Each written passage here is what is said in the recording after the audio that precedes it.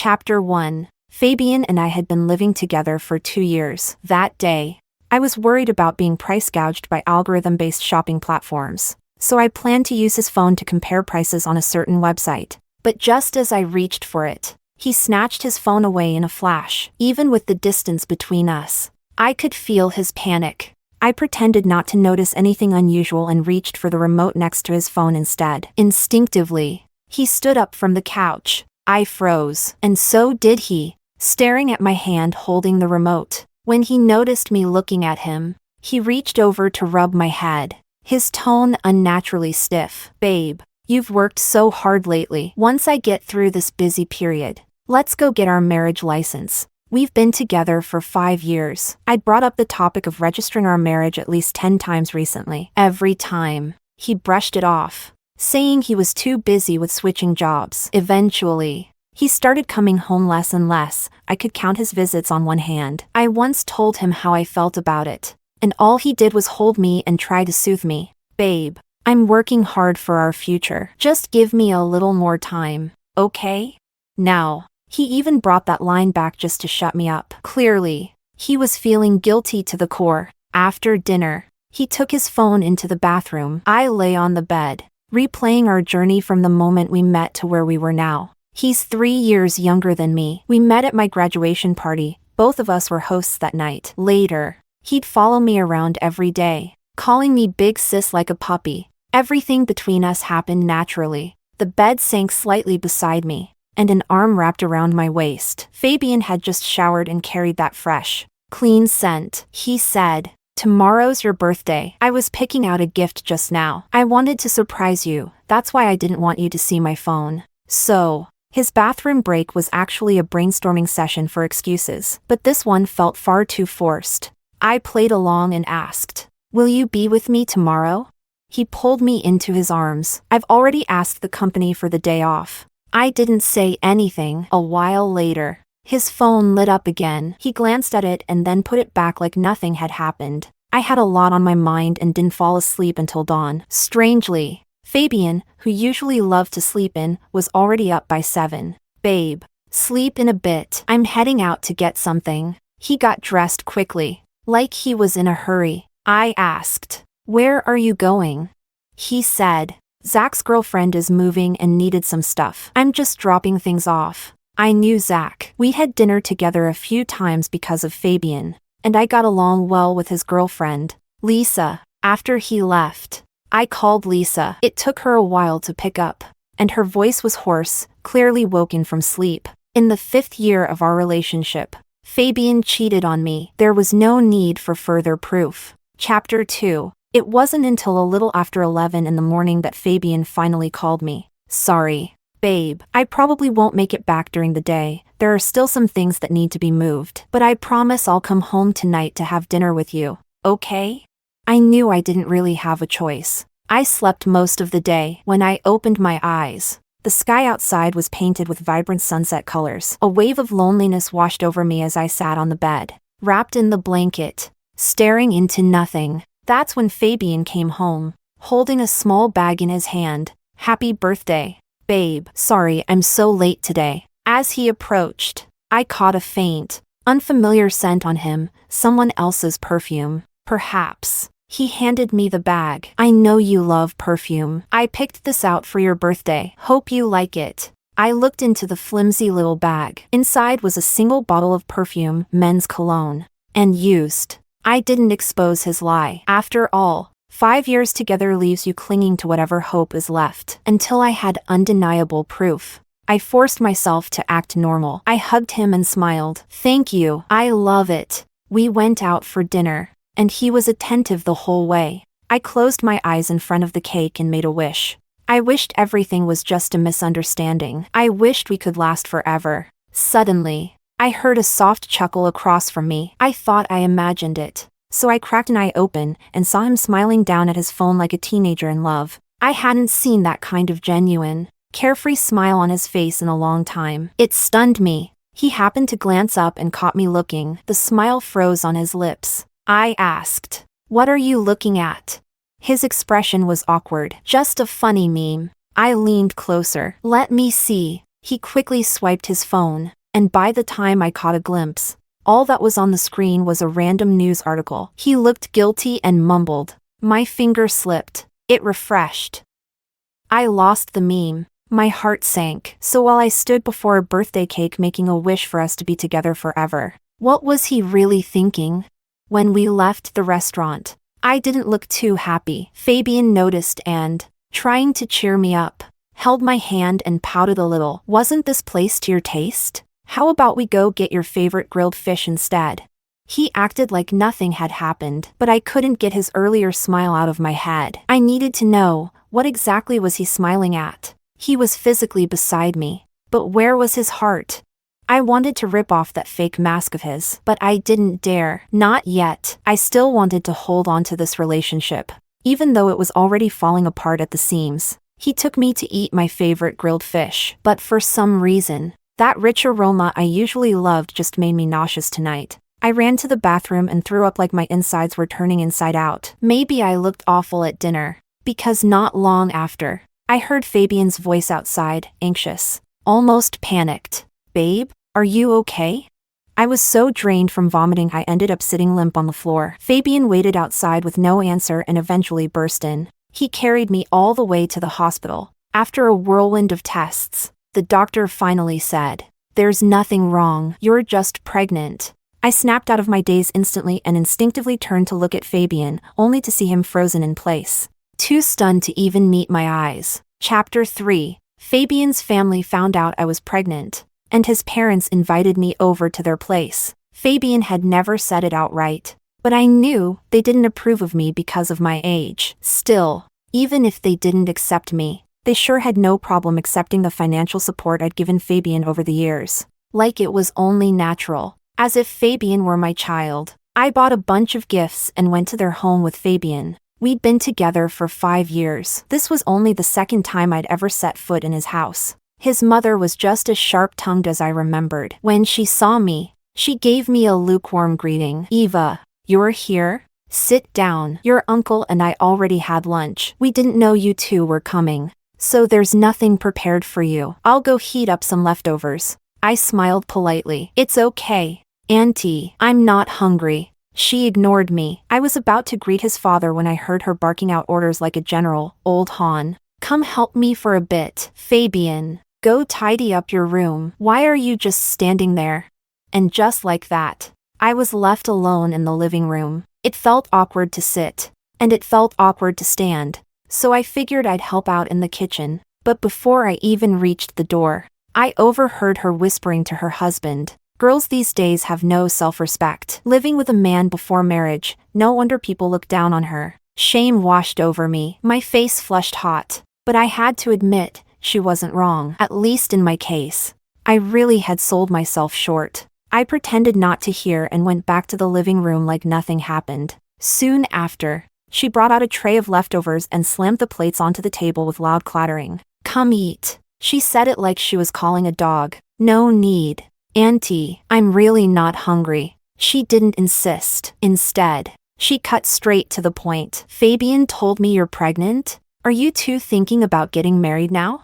Fabián still hadn't come out of his room. I nervously clenched the hem of my shirt. "We're planning to." "Yes. We don't object to the marriage," she said bluntly. "Given your age and all, but we just bought a place downtown and still have a mortgage to pay. We can't afford a dowry. Maybe talk to your family and see how to handle that." Truthfully, I'd never planned on asking for a dowry, but I knew I couldn't say that out loud. She kept going, rapid fire like a machine gun. "Fabián's had it easy his whole life. Once you two are married, just focus on taking care of him at home. That job of yours with its little part-time pay doesn't mean much anyway. I don't have any big demands. Just one, Fabián's career is on the rise, and his dad's a public servant, so don't go making a fuss with a big wedding. Just a small family meal is fine." After that, I couldn't really hear what else she was saying. I just suddenly realized I couldn't have this child. I couldn't go through with this marriage, and I couldn't keep lying to myself about this relationship. All I wanted was to get out of that house as fast as possible. Just as I was reaching my breaking point, Fabián finally came out of the room. He didn't say a word, just grabbed my hand. "Mom, Eva and I are leaving. We'll visit another time. It wasn't until we'd exited the complex that I finally felt like I could breathe again. Fabián pulled me into his arms, a hint of guilt in his voice. I'm sorry, babe. You didn't deserve that. Clinging to one last shred of hope, I asked him, what did you think about everything your mom just said? He avoided my eyes, staring awkwardly at the ground. My family really did just buy a place. Things are tight right now. I started to pull away from him, but he quickly added, but don't worry, I'll work hard. I'll make more money. I majored in design and now work at a fashion company, mainly responsible for haute couture. Fabián's in the same field, from his first job out of school to being able to lead his own projects now. I paved every step of the way for him. Every highlight of his career is tied to me. I earn more than he does, but most of my paycheck is eaten up by rent, utilities, social obligations, my car loan, and everyday expenses. I even help cover his costs. In the end, there's barely anything left for myself. So I had to wonder, with what? Exactly. Was he going to work hard? Chapter 4. What happened during the day didn't seem to affect Fabián in the slightest. That night, he slept soundly next to me while I stared blankly at the ceiling, lost in a whirlwind of thoughts. Suddenly, I heard his phone buzz softly. I carefully picked it up and saw a WeChat notification pop up. The message read, "Are you asleep? I can't fall asleep. I don't get it. You promised me you wouldn't take her to see your parents. Why did you lie to me?"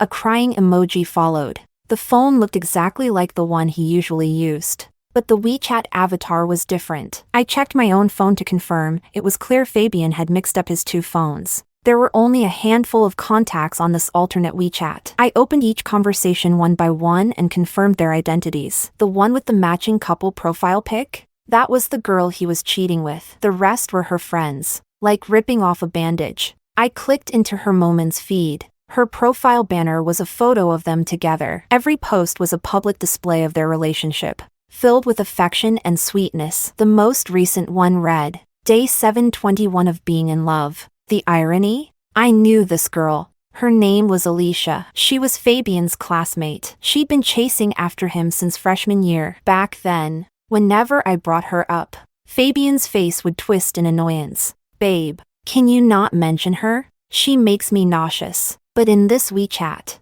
he didn't look the least bit disgusted. I opened their chat history. I saw good mornings and good nights, endless little updates from their lives, while I spent entire days waiting for replies to my messages. Fabián was sending Alicia pictures of his lunch, complaining, "The food's awful today, not even a fraction as good as your cooking."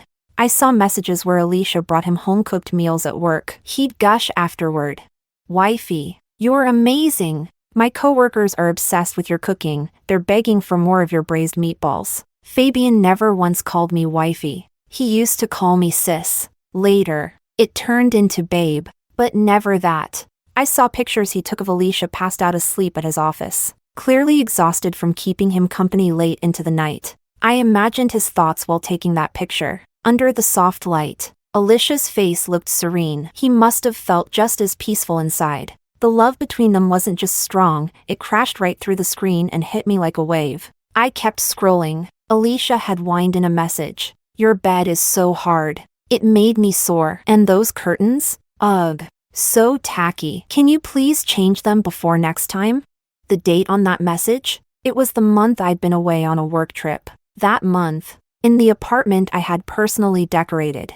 They'd been living together, using my things, sleeping in my bed, and finding flaws in everything I'd created. The cruelest part? Fabián actually changed the curtains. When I asked him why, he'd vaguely said, "This color's brighter, don't you think, babe?" While I was loving him with all my heart, he was loving someone else with twice that intensity. We weren't even legally married, just in a relationship, so I had no legal grounds. No claim. I couldn't do anything with all this evidence. I just quietly put his phone back in its place. It all felt like a dream. I lay still. Then Fabián suddenly stirred awake. Out of the corner of my eye, I saw his first instinct, reaching for his phone. I closed my eyes and pretended to sleep. He got out of bed as silently as he could. A long while later, he crept back in. When I peeked again, his phone had already been swapped out for his usual one. And somehow, I found it so absurdly funny. I wasn't afraid of his family's judgment or their condescension, but his love for another woman? That was what ultimately drove me out of this relationship. Chapter 5. I didn't keep the baby, and I didn't tell anyone I'd gone to the hospital. I came home and crashed, sleeping through the whole day. When I woke up in the evening, Fabián still wasn't back. I called him, but he didn't pick up. About an hour later, he returned the call. "What's up, babe?" I asked. "Are you working late again today?" His voice was full of excitement. "I resigned today. I'm finally moving over to Panda Corporation. Babe, I can finally give you a better life. As soon as I finish the handover stuff, I'll come home and be with you." He was obviously drunk, his words slurred and uneven. And suddenly, I just felt tired for him. Living in a web of lies like that, didn't he ever feel hollow inside? I waited until midnight before I finally heard a knock on the door. I looked through the peephole. There stood Alicia, helping a completely wasted Fabián stay on his feet. Zach stood beside them, looking nervous and uncomfortable. "Eva, we went out to celebrate tonight." Fabián overdid it. "I'm really sorry." He didn't even dare call me sis in front of Alicia. Alicia was the kind of girl who left a good impression. When she smiled, a soft dimple appeared on her left cheek. She greeted me brightly. "You must be Fabián's girlfriend, right?" "Hi, I'm his friend, Alicia." I gripped the doorknob tightly, forcing myself to remain composed. Hi, thank you for helping him. Please, come in and sit for a bit." Zach started to decline. "Oh, no, we really shouldn't." But Alicia had already stepped inside with Fabián, like she was walking into her own home. Zach had no choice but to follow her in.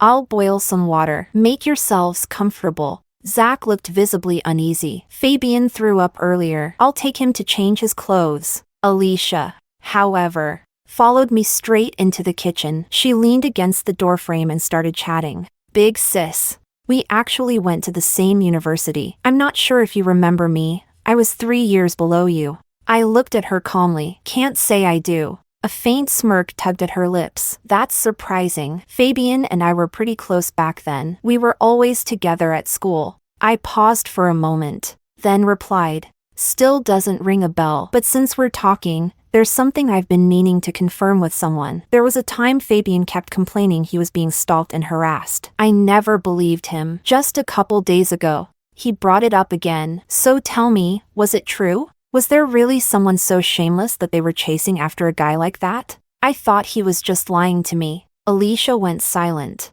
After a few seconds, she smiled again and said sweetly, "Big sis, let's add each other on WeChat." "Yeah, we're both alumni, should stay in touch." This girl, she was something else. Chapter 6. Alicia had added me to a restricted group on WeChat. Everything I'd once seen on Fabián's phone, her stories, her posts, were now invisible to me. But that didn't stop me from seeing her latest move. The next day, she posted a screenshot of a chat, clearly a flirty conversation between a couple. They were making plans to go out and celebrate something together. Fabián was sitting right beside me, casually scrolling through his phone. I turned to glance at him, pretending to stretch. He was browsing stories, the corners of his lips curled up, eyes filled with warmth. A moment later, I saw it, his like under Alicia's new post. He had never once liked any of my posts. I knew exactly what Alicia was doing. She was baiting me. And I took the bait, willingly. I went to the restaurant they'd agreed on ahead of time. I was ready to give Fabián a surprise. Sure enough, as they sat down and saw me walking out from the restroom, Fabián froze like a deer in headlights. He stumbled up so fast he knocked over the chair. I smiled and walked up to their table. "What a coincidence. You two came here to eat too?" Fabián instinctively grabbed my hand. "Babe," Alicia beamed, slipping her arm through mine like we were old friends. "Yeah. What a small world. Are you here alone? Why don't you join us?" I nodded. "I am alone, but I reserved the table next to yours." I looked Fabián right in the eye. "So, are you going to stay here and eat? Or come with me?" Alicia's face darkened. Her smile faltered. She stared at Fabián intensely. And truth be told, I was nervous too. After a long silence, Fabián finally said to her, I'll go eat over there. You can come join us if you want. I exhaled in relief. As messy as everything had become, at least in that moment, I was grateful to Fabián. Alicia was younger than me by a few years. I watched her force a smile, but her eyes gave her away, glassy and red. Her self-restraint was admirable, even with her expression dark as ink. She didn't cause a scene. Even I, as another woman, couldn't help but feel a twinge of pity. The dinner was awkward at best. I don't usually like sour food, but that night, I purposely ordered dishes that leaned heavily acidic. Alicia asked sweetly, "You really like sour flavors, huh? Does that mean you're the jealous type too?" Fabián shot her a look that could have burned through steel. I served her a bowl of soup and smiled. "Not exactly. I've just been craving sour things lately, because I'm pregnant." Everything happened in an instant. The bowl slipped from Alicia's hands. The moment she realized what I'd just said, she snapped. She grabbed Fabián like a madwoman, screaming at the top of her lungs. Every head in the restaurant turned toward us. The manager rushed over and politely escorted the three of us out. The night breeze sobered Alicia up a bit. She sat silently on the steps outside. Fabián clung to my hand, trying to explain. "Babe, it's not what you think. I cut him off. Let's break up." I turned and got into a cab. Fabián moved to chase me, but Alicia grabbed onto his shirt, refusing to let go. I was the one who said it. But even so, the moment those words left my mouth, I felt a dull ache in my chest. Over 1,000 days and nights, all ending here. I didn't want to let go. But sometimes, when you're walking and you step in shit, you don't examine it, you just walk around it. I quickly packed all of my things. Yes, I was bitter, but I had no intention of dragging this out any longer. As I snapped my suitcase shut, Fabián burst in. He was frantic, grabbing at the handle like a madman. "Don't go, please. Don't go. I can explain." The illusion was already shattered. I suddenly found myself afraid to face such a pathetic ending. I shoved him hard. He stumbled back, but then launched forward and dropped to his knees, wrapping his arms around my legs, face tilted up to me.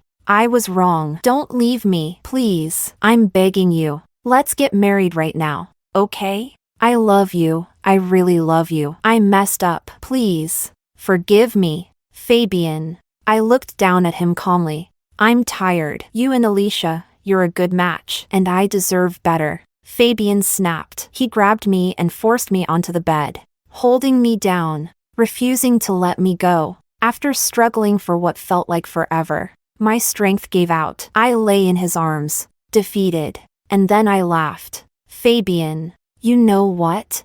I had the baby terminated." I felt his body go rigid. He stared at me, face contorted with shock and devastation, his whole body trembling uncontrollably. Chapter 7. Fabián smashed everything he could in the apartment. Eventually, the downstairs neighbors called the building management, and only then did the chaos finally die down. He knelt in the wreckage, a broken man, still clinging to my leg. "Babe, don't leave me. We can still have another child. It was all my fault. I was an asshole. Please, forgive me." I knew if I didn't handle this carefully, he'd keep dragging it out, so I nodded. A spark of hope lit up in his eyes. Really? Really? After that long night of turmoil, he was exhausted. When we went to bed, he clung to me tightly. Every time I moved, even slightly, he'd jolt awake. I gently patted his shoulder to calm him. "Sleep. I'm not going anywhere." As always, he believed me without question. He finally let his guard down. Only when his breathing grew slow and steady did I slip out of bed. I threw out my SIM card. I had nowhere else to go, so I went straight to the office. My coworkers working late looked shocked to see me. "I thought you were on leave." Honestly, I wasn't. The company Fabián always talked about, Panda, had offered me a position first. I turned them down at first, but after hearing Fabián obsess over it again and again, I reconsidered. I reached out, negotiated, and eventually submitted my resignation. My previous team was wrapping up a major project, so leadership told me to wait until after my vacation to make anything official. I had planned to surprise Fabián with the news. That surprise, in the end, never got delivered. I got a new number and booked a hotel to stay in until my new job started. During that time, I only contacted my family and my best friend. When my bestie answered my call, she practically screamed, "You and Fabián fought, right? He's been camping outside my place for over a month. He's basically moved in. Please come get him." We broke up. I admitted, "Please don't give him my new number," but I'd clearly called too late. There was noise on the other end. And the next moment, Fabián's voice came through. "Where are you? I'll come pick you up and take you home." His voice was hoarse, like someone was strangling him. Even now, my heart wasn't completely immune. I hung up as fast as I could. He went into a frenzy, calling nonstop. Eventually, I had to power off my phone. Later that evening, when I turned it back on, a call came through from the Fourth City Hospital. My heart skipped a beat. It was Fabián's mother. She was crying so hard I could barely understand her. "Eva, please, come see Fabián. I'm begging you." Chapter 8. Fabián had jumped from a building. By the time I arrived, he was in the ICU, fighting for his life. His mother grabbed my hand, sobbing uncontrollably. "Eva, this is all my fault. I'm begging you. Please talk to him. Don't let him keep going down this path." I never imagined things would go this far. Just as I bent down to speak, someone shoved me aside. It was Alicia. Her eyes were bloodshot, and without warning, she slapped me across the face. She was hysterical, screaming at me with wild eyes. "You bitch! What are you doing here? Haven't you ruined Fabián enough? I'm pregnant too. I'm carrying his child." She kept screaming at me. Fabián's mother turned on her, cursing just as viciously. It was chaos, vile words flying in every direction. The hospital security had to intervene before the two of them started throwing punches. I'll admit it, I came to the hospital because I hadn't completely let go of Fabián, but Alicia's outburst was the slap of clarity I needed. I saw that image again in my mind. Alicia curled up asleep at his office desk. That photo he took, it had always been a thorn in my heart. Yes, I'd been foolish. But even if Fabián had actually died, I realized he didn't deserve my pity. I left the hospital without looking back. No matter how desperately Fabián's mother screamed after me, I didn't turn around. I changed my number again and requested to start my new job early. That company, Panda, where Fabián had dreamed of becoming an employee, had offered me a director role. That meant no more chasing clients day and night. I was finally walking toward my goal of launching my own fashion label. I moved to a different district to escape the noise, and life slowly started to return to normal. Fabián now felt like a faded memory from my youth, like a dream. Sometimes I'd wake up in the middle of the night and wonder if any of it had ever really happened. At my new job, I thrived. I was doing well, really well. In just my second month at Panda, my team landed a major client. It was a government-owned enterprise. Big headcount, but a fat profit margin. During the morning meeting, the manager praised our team for the deal. Just as I started to smile, he added, "Oh, and we have a new colleague starting today. Eva, since you've got strong experience and a new project to lead, let him join your team for onboarding." As he finished, a man stepped through the door. We locked eyes. Both of us froze. Fabián. He instinctively hid his left hand behind his back. He looked different, calmer, more composed. I nodded at him and was the first to look away. Our team was full of young women, and Fabián was undeniably handsome. After the meeting, they crowded around him, chatting and flirting. Less than an hour later, someone sent me a private message. "Eva, seriously? Another hot guy already married? Is there no springtime for us funny girls?"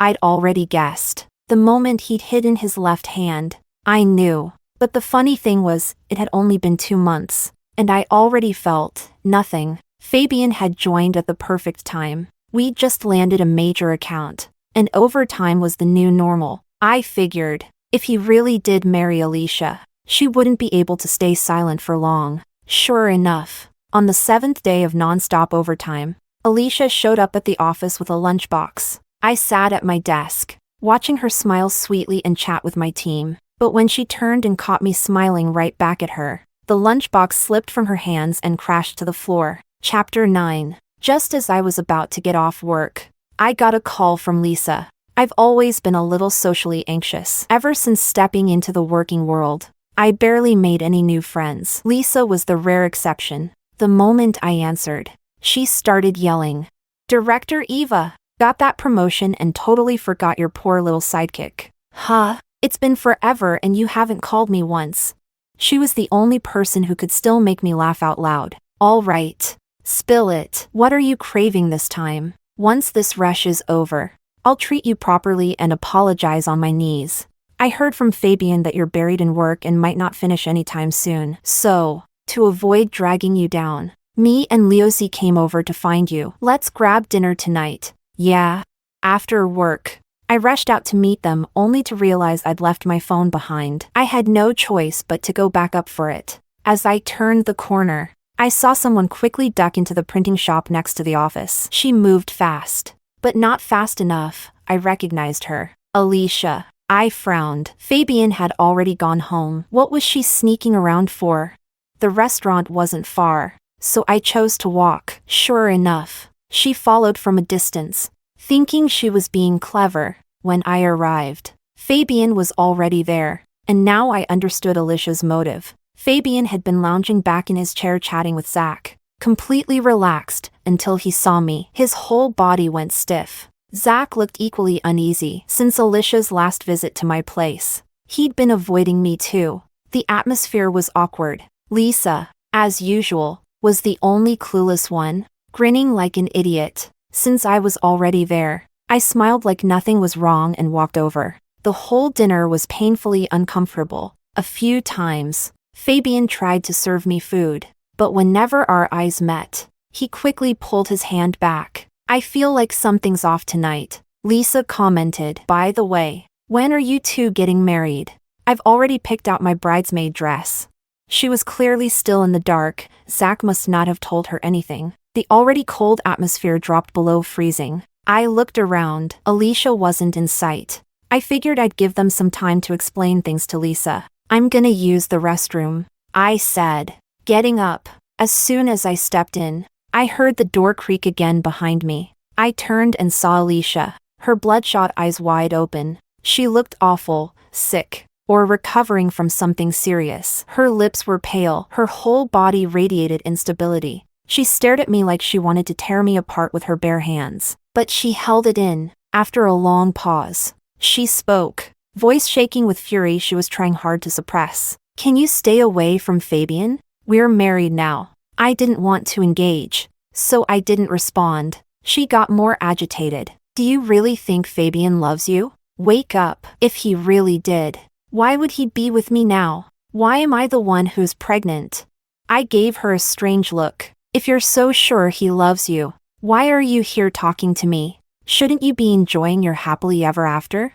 Her fists clenched at her sides. Then she laughed bitterly. "You know what, Eva? You always act so above everyone. Do you know why Fabián chose me? It's because you're too dominant. You were always outshining him. No man wants a woman who constantly makes him feel small. So what if you're capable? So what if you paved the way for his entire career? He never appreciated it. What he needs is someone like me, someone who worships him, who just sits quietly by his side when he's upset. Not someone who's always giving him solutions and pushing him down a path she mapped out." Suddenly, I remembered those moments when Fabián had faced setbacks, and how I'd always offered him plans and strategies. That flicker of discomfort in his eyes, I'd ignored it completely. Maybe she was right, but that still didn't excuse what they'd done. I didn't respond. I called Lisa and left the restaurant. I hadn't even taken off my shoes at home when my phone started lighting up, one notification after another. WeChat showed 8 unread messages, and my email inbox pinged. I opened them and felt a chill spread through my chest. Photos. Fabián had sent photos, pictures of handwritten love letters I'd written to him back when we were dating, usually after a fight. Then, from his account, a message was posted in the company's general group chat. "I am Fabián's legal spouse. Your director has repeatedly used her position to harass my husband. I hope the relevant department will look into this." There were nearly 1,000 people in that group. Not a single reply. Moments later, my department manager called. After I explained what happened, she suggested I report it to the police. But I didn't take her advice. Calling the police would be letting Alicia off too easily. If she was so obsessed with believing there was still something between me and Fabián, then I'd let her keep living in that illusion. Chapter 10. Thanks to that big client, I left a good impression on upper management. My direct supervisor was also a strong supporter of mine, so the whole harassment drama Alicia stirred up blew over without much damage. A few days later, she sent me a WeChat message. What a pity, but hey, at least you got embarrassed in public. Let everyone see how the high-end mighty director evil once simped like a fool. Don't blame me, you were warned. I didn't reply. Soon after, she sent another one. Wanna know how I got your love letters? Fabián's mom gave them to me, one by one. You should have seen her face when she talked about you. Yikes. I could already picture it. What I didn't expect was that, as an elder, she could stoop that low. I had never done anything truly unforgivable to her, but she still went out of her way to humiliate me. I blocked Alicia without another word. I hadn't planned to deal with her, but if she was going to be that aggressive, then maybe it was time to teach her a little lesson. Fabián was working under me now. My rules were the rules. The next day, using the excuse that everyone had been working late lately, I invited the team out for dinner. Not long after, Fabián came to me asking for leave. Eva. Something came up. I probably can't make it tonight. I smiled and replied. You keep isolating yourself like this. How do you plan on building team rapport in the future? He clenched his fists around his shirt hem. After a long pause, he finally nodded. I understand. That night, he joined the dinner. Throughout the evening, I noticed calls lighting up his phone repeatedly. Eventually, he just turned it off. I had a hunch it was Alicia, so I unblocked her again and sent her a WeChat message. You wanna know why he's not answering? And just like clockwork, my phone started ringing too. I took a picture of Fabián at the dinner and sent it to her, then blocked her again. The team dinner ran late. We talked, laughed, enjoyed ourselves. The next morning, Fabián showed up at work covered in visible bruises. As his manager, I naturally had to show concern, and on a personal level, after everything Alicia had pulled, I figured it was time she got a taste of her own medicine. I bought him some ointment and even acted genuinely worried. My personal opinion, I told him, is that this can't go on. I understand where Alicia might be coming from emotionally, but there needs to be a boundary between work and private life. The way she's been acting, it's not helping you. I'm sure you're even more aware of that than I am. He tightened his grip on the tube of ointment, the veins in his hand popping. In that moment, he looked like someone who had finally dropped a heavy mask. I know you hate me, he said quietly, and you have every right to. But Alicia, she's pregnant. I didn't mean for any of this to happen. Her family kept pushing. My mom wants a grandchild. That's why I married her. Didn't mean to, just couldn't keep it in his pants. Told me he loved me while knocking Alicia up on the side. I nodded, smiled, acted like I understood. While we talked, I casually slipped a lipstick into the pocket of his coat. Then I said, keep your personal life in check. Panda was your dream job. I hope you make the most of this opportunity. If I guessed right, Alicia would find that lipstick. Sure enough, Fabián took a week off the next day. When he returned, he still had fresh scratch marks on his face. It felt like Alicia and I had swapped places. I thought maybe, just maybe, she'd start acting rational, but I had underestimated her emotional limits. Within the first month of Fabián's employment, she was back to her old tricks, dropping him off and picking him up from work, even staying late with him at the office. But she looked nothing like before. Her skin was dull, her cheeks sunken, like someone seriously ill. I realized I had to put an end to this. She was clearly on the edge, and I didn't want to push her over. But Fabián and I worked in the same team, some contact was unavoidable. One afternoon, I was reviewing a client's measurement sheet and needed clarification on part of Fabián's work. After a long moment of hesitation, I called him in. As he got up, I saw Alicia cling tightly to his hand and whisper something. Fabián's expression was tense. He shook her off, visibly annoyed. He came into the room. We barely got through 2 sentences when Alicia barged in without knocking. Director, she snapped. Why do you keep calling Fabián in here to talk? People outside were already watching the drama unfold. I looked at her calmly. Go out. knock, and come in properly. Fabián tried to de-escalate, reaching for her hand. Come on, let's go out for now. But Alicia snapped. She slapped him across the face and screamed, "Don't think I don't know what's going on, you shameless homewreckers." I hate when personal matters bleed into professional settings. I immediately called security, then went to report everything to my supervisor. He asked, "Do you think Fabián should stay?" Fabián was talented, despite everything that had happened between us. I still recognized his work ethic and skill. I nodded. Fabián is competent. I think he deserves another chance. Alicia was removed from the building and banned from coming near the company again, but she became even more unhinged, showing up daily outside the building, sometimes even following me home. I went to the security booth at my apartment complex and asked for help. They called the police for me. After reviewing the security footage, Alicia was detained for 3 days. That set off a firestorm with Fabián's family. His mother came to my office, pleading again, "Eva, please let her go. She's pregnant." She probably never imagined she'd end up begging me twice. I refused to settle. Fabián's mom clearly wanted to curse me out, but she swallowed it back. Word of Alicia's harassment eventually reached corporate leadership. Meanwhile, our team had landed a major contract within just 3 months. The higher-ups valued my performance. After a few one-on-one meetings, they offered me a promotion, transferring me to the branch office in the neighboring province as department general manager. Naturally, I jumped at the opportunity. As for Alicia and Fabián, I was done being entangled in their mess. Chapter 11. The new company offered great benefits, so I set a small goal for myself: to buy a home, paid in full, in this outrageously expensive city within the next 10 years. For that goal,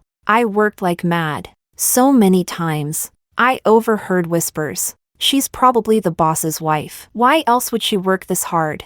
I was on the front lines every single day, constantly burning myself out. Eventually, my body gave out before the money even made it into my account. I ended up in the hospital. Ironically, while I was unconscious, I had the best sleep I'd had in over a year. In the middle of that groggy half-sleep, I heard someone talking on the phone nearby. Yeah, it's her. Still the same idiotic way of doing things, like she doesn't care if she lives or dies. This time it was just exhaustion. Her co-workers brought her in. The voice was low, smooth, pleasant, even, but the words were anything but pleasant. I didn't have solid proof, but I knew deep down, he was talking about me. I was so pissed I snapped awake. As I opened my eyes, I heard him say, "All right, gotta go." The idiot's awake. See? I knew he was talking about me. I glared at him in fury, but the moment I saw his face, I choked on my own saliva. He glanced at me. "How are you feeling?" I dropped my gaze in sheer embarrassment. If I had to name the most humiliating chapter of my life, it would definitely involve the man standing in front of me, this wolf in doctor's clothing. He was my high school classmate. I crushed on him for 3 full years. I held it in until graduation, then finally confessed my feelings, only for him to shut me down with one sentence: "My mom doesn't let me date." Furious, I blocked him on everything and swore to never speak to him again for the rest of my life. He never showed up to any class reunions afterward. Strangely, everyone kept asking me if I knew what had happened to him. I never forgot how cleanly he rejected me. So whenever someone asked if we were still in touch, I'd answer, "He's dead." If I had known I'd run into Oberon here, I would have never let myself be wheeled in horizontally. I forced an awkward smile. "Long time no see. So, you really did become a doctor?" Oberon scoffed. "No need to get sentimental. You told everyone I was dead. This is basically self-rescue." I gave a few dry chuckles, trying to save face. As the 4-drip neared its end, he stepped out. I quickly yanked out the needle, grabbed my bag, and slipped out like a fugitive. Just as I reached the stairwell, I spotted him standing on the second-floor landing, letting the noon sunlight wrap around him like a golden aura. He looked at me knowingly. "Running off again?" I froze in place. For a second, it felt like I was 18 again. That summer afternoon flashed before my eyes. I had cornered Oberon at the school wall after he tried to escape early by climbing over it to avoid me. I stood in the sunlight, looking up at the boy perched on top of the wall. "Oberon, running off again?" Now, years later, Oberon asked, "You free for dinner tonight?" "I've got a meeting with HQ this afternoon," I replied. "I'll text you after it's done." "Sounds good, then at least take me off your block list." He said it so matter-of-factly, not the least bit awkward about being blocked. I gave him an awkward little smile and, right in front of him, unblocked him on WeChat. I just made sure he didn't see the contact name I'd saved him under. I practically bolted down the stairs, terrified of embarrassing myself again. But life, as always, had other plans. Just as I reached the last step, I missed a footing and fell forward in spectacular fashion. Behind me, I heard a very familiar voice growl through clenched teeth. "Idiot, why couldn't you just die from that fall?" And then, he caught me. Chapter 12. The fall had been pretty bad. My knee was wrapped so tightly in bandages by Oberon that I looked like a giant dumpling. I could barely bend it, let alone walk up or downstairs. When we arrived at the office building, Oberon grinned at me. "All right, off you go." I stared at the dozen or so steps in front of me. "Are you even human? Out of basic human decency, shouldn't you at least give me a hand?" His eyes were practically sparkling with anticipation, clearly eager to see me make a fool of myself, but he still put on a serious face. "You won't be able to manage on your own for a while. Gotta adapt. Now get going." Death before dishonor. I grit my teeth and climbed out of the car. From behind me, I could hear him giving instructions like a coach, telling me how to lift my leg onto each step. I was so angry I broke out in a cold sweat. Just as I was about to turn around and curse him out, a pair of hands gently supported my elbow. Startled, I looked up and froze. It was Fabián. His eyes were full of complicated emotion. We hadn't seen each other in 6 months. He looked like he'd aged 10 years, not even 30 yet, and there were strands of gray at his temples. I instinctively tried to pull away, but then I heard my former supervisor behind him say, "Since your leg's injured, let him help you." I smiled awkwardly. Then she asked, "Was that your boyfriend just now?"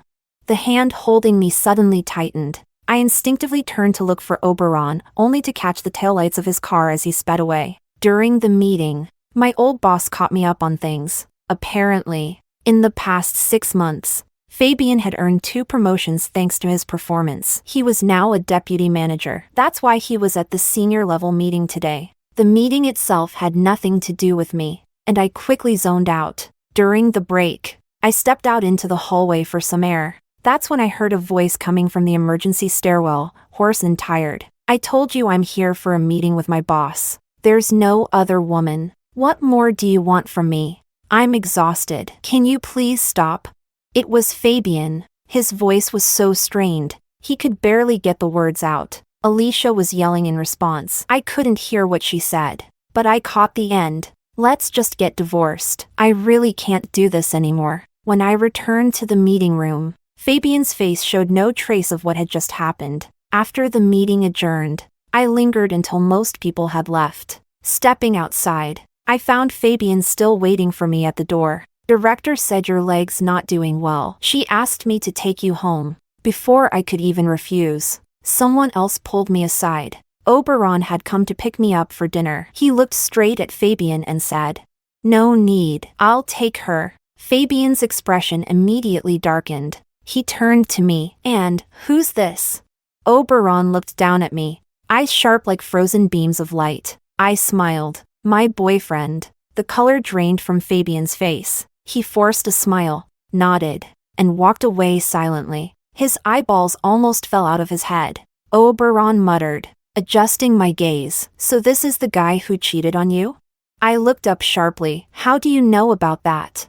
"I know everything." He scoffed. "This kind of guy? You're better off without him." Thinking back on everything that had happened, I sighed. Honestly, if I'm being fair, I wasn't entirely blameless either. Oberon suddenly leaned in close, locking eyes with me. A 6-foot-tall, handsome man staring at you that seriously? It's a lot. I could literally see myself reflected in his eyes, flushed cheeks. Completely flustered. What are you looking at?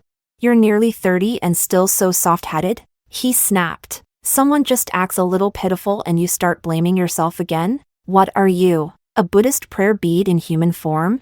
He grabbed my head and gave it a shake, like trying to knock some sense into me. You shouldn't even bother attending these messy corporate meetings. Actually, I'd already requested leave from my manager earlier. Chapter 13. That night, Fabián sent me a WeChat message. Are you still awake? I didn't reply. I just blocked him. Oberon was right. If something's in the past, stop looking back. Life moved on. I kept chasing my dreams. Except now. Oberon was part of that journey. He showed up every day, constantly mocking my taste in fashion, but every time I felt like giving up, he was the one who pulled me out of the abyss. That night, I worked overtime again and didn't leave the office until 10 p.m. Just as I stepped out of the building, someone suddenly lunged at me from the side. Startled, I looked closer. It was Fabián's mother. The moment she saw me, she dropped to the ground, wailing and slapping her thighs. Her mental state was clearly unstable. Fabián's gone. He's missing. Where are you hiding him? Turns out, Fabián had been missing for over a month. I didn't say anything. Fabián's mother cried so hard she could barely breathe. I stood there, not sure what to do. Then a coat was gently draped over my shoulders. Oberon calmly pried her fingers off my legs and said, "If you harass my girlfriend again, I'll call the police." Fabián's mother fell silent instantly. Oberon looked at me. What were you two talking about? She immediately started shouting again. Oh, so now you have a new boyfriend? Meanwhile, my poor son is missing. Alicia went insane because of you. She's in a psych ward. We lost the baby too, and you're out here getting cozy with another man. Do you even have a conscience? Oberon cut her off, his tone ice cold. Oh, your son's missing. Your grandchild's gone, and this is Eva's fault? Did she make it happen? Fabián's mom opened her mouth but couldn't find the words. After a long pause, all she could come up with was, "It's because of her. She owes me compensation for emotional distress." Oberon chuckled in disbelief. He gave me a gentle nudge. Go wait in the car. I didn't want to leave him to clean up my mess. But before I could protest, he physically pushed me toward the car. He had parked not too far away, and even from there, I could faintly hear the conversation. Oberon said, "So you want compensation? Huh? Let's talk. My girlfriend was emotionally and physically wrecked by your son and daughter-in-law for almost a year. Let's be generous. I'll discount the nutritional damage to 1,000 yen. Your daughter-in-law caused a public disturbance at her workplace, damaging her reputation. That's a violation of her personal rights. Let's call that 500 yen. Now let's discuss how much your son cost her over the years. Don't start with that gifts and support nonsense. He owes her. If you want receipts, we've got receipts. I'll even give you a friendly discount. Call it 100,000 yen for raising your son on your behalf. So, you want to settle or keep going?" He stood with his back to me, tall under the streetlights, unshakable. Fabián's mom eventually walked off, dazed and defeated. When Oberon got back into the car, he didn't say a word, and I didn't ask. 3 months later, I officially launched my own fashion brand. Oberon showed up insisting I take him out for a thank you meal. For helping you reach your dreams, he claimed, while I cooked. The TV in the background suddenly cut to a news bulletin. A body has washed ashore near the river in the neighboring city. The corpse is severely decomposed. Estimated age, around 30. Before the anchor could finish, Oberon changed the channel. A few moments later, he said quietly, "Life's kind of strange, isn't it?" I scoffed, saying nothing. Yes, life is strange. Everyone has their own path to walk. As long as you live with integrity, with peace in your heart, that's enough. I'll keep living well, and I hope those I'll never meet again, or never get to meet, will too.